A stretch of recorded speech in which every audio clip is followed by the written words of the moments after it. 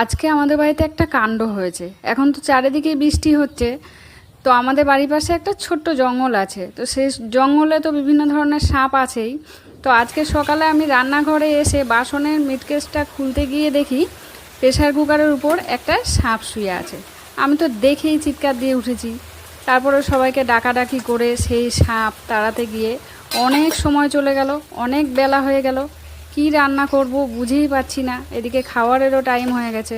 তো ভাবলাম আজকে শর্টকাট কিছু করি। তো ঘরে পনির ছিল, তো ভাবলাম পনির দিয়ে এইভাবে পনির রাইস বানিয়ে নিই।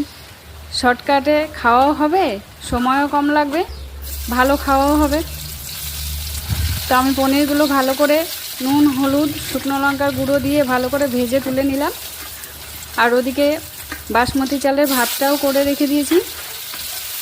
এবার কড়াইতে একটু পেঁয়াজ ভেজে তুলে রাখছি।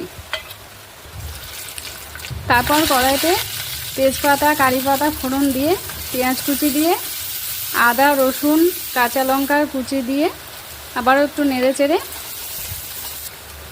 টমেটো কুচিটা দিয়ে নুন, হলুদ দিয়ে নেড়ে চেড়ে টমেটোটা একটু নরম করার জন্য 1 মিনিট ঢেকে রাখলাম। টমেটোটা নরম হয়ে গেলে তাতে বাটিতে গুলে রাখা মশলাটা দিয়ে দিলাম।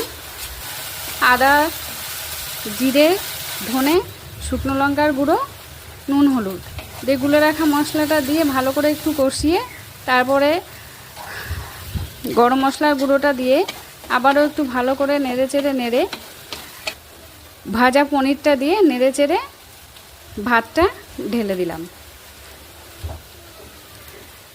ভাতের উপরে ভাজা পেঁয়াজটা দিয়ে 1 চামচ গোলাপ জল, 1 চামচ কেওড়া জল আর ঘরে তৈরি করে রাখা 2 চামচ ফ্রেশ ক্রিম আর 1 চামচ ঘি দিয়ে কিছুক্ষণ ঢেকে রাখলাম। কিছুক্ষণ পরে নেড়ে চেড়ে নামিয়ে নিলাম। বেশ আমার তৈরি ঝরঝরে পনির রাইস। তোমরাও যারা সময় না পাবে তারা শর্টকাটে এইভাবে একদিন পনির রাইস করে খেয়ে দেখো।